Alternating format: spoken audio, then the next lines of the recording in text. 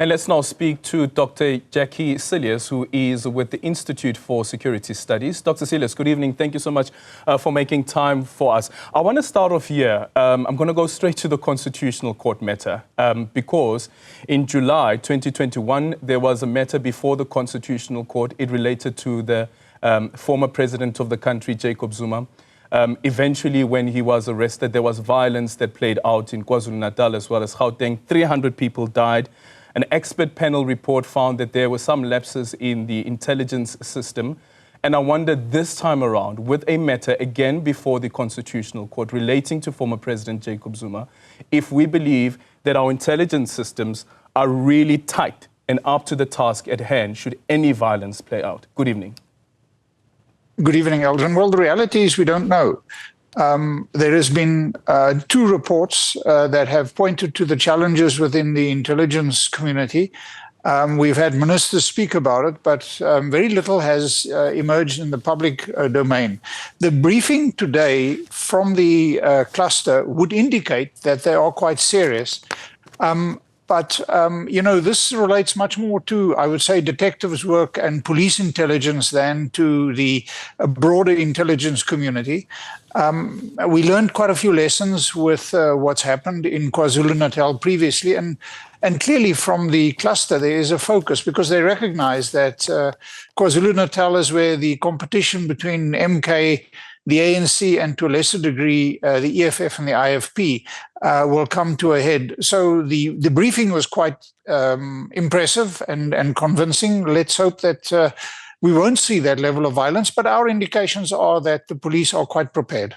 The police are quite prepared. Let's speak about the 500 stations that the Minister of Police spoke about and said that these are stations that they believe are very concerning out of the thousands of stations that would be set up leading up into the elections. What should the strategy ordinarily be when it comes to situations like this? Once it has now been identified that these are the set hotspots, and what characteristics would a hotspot be?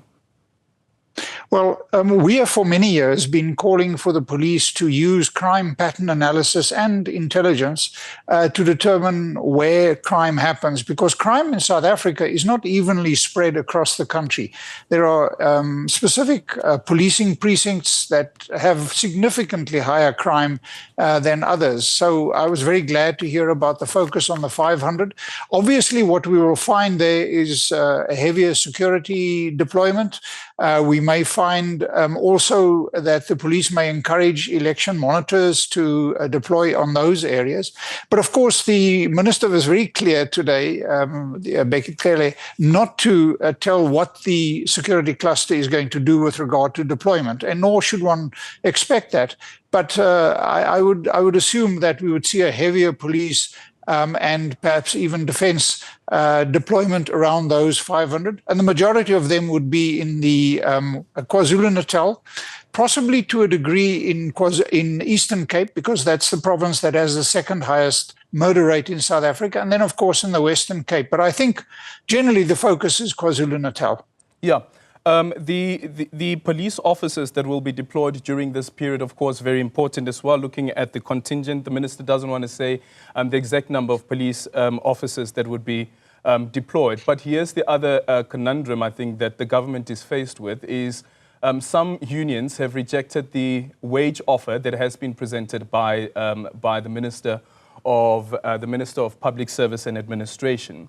And I wonder whether we could see a possibility of low morale within the police staffing ranks, but also possibility of a protest or even a strike?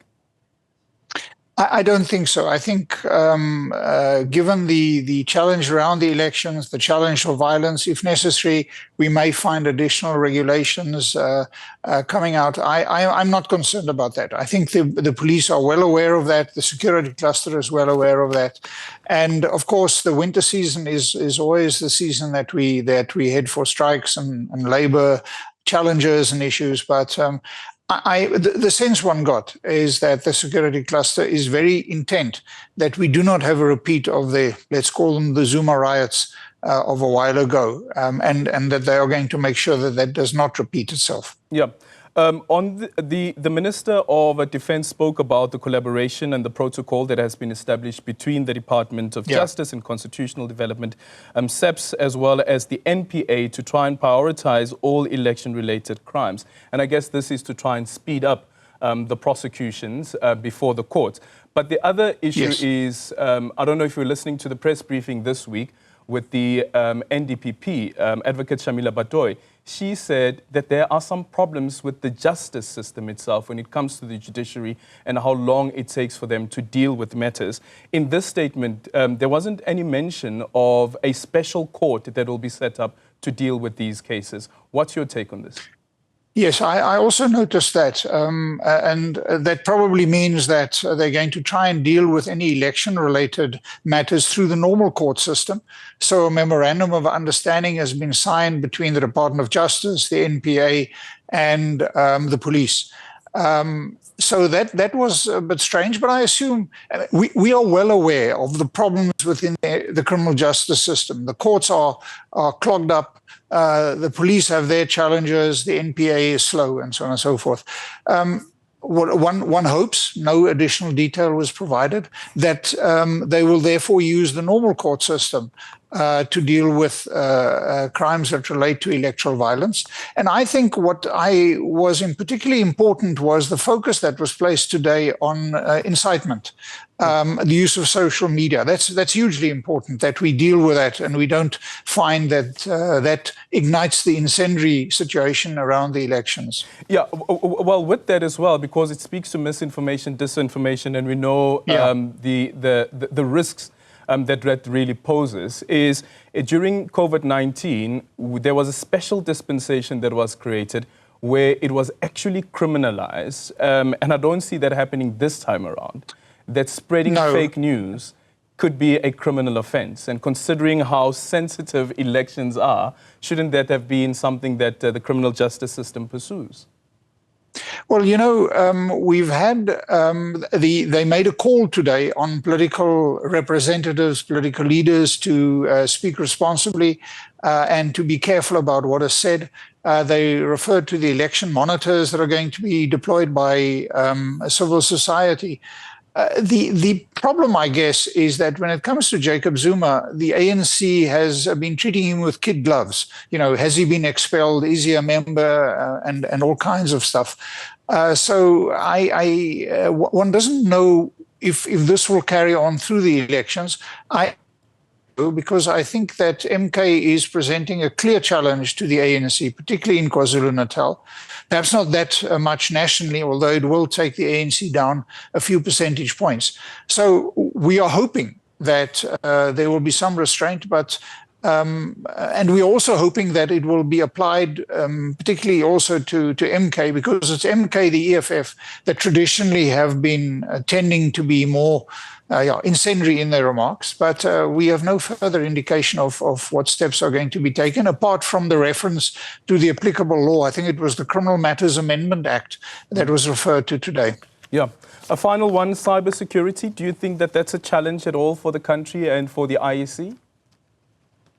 Cybersecurity. Cybersecurity. Yeah.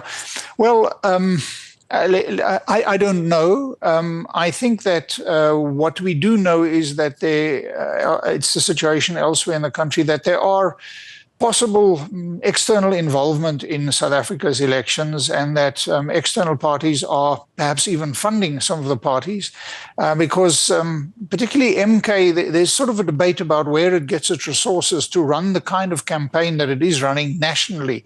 And one doesn't know where that comes from. Is that a foreign government, or is that perhaps previous business interests, the Guptas or whatever? Who knows what the situation is? For that, we need hard intelligence, and you and I can speculate, but we don't know. But I don't think, if I hear you correctly, that fiber should be a challenge. Yeah. So are you saying that there is a possibility of people interfering in our elections?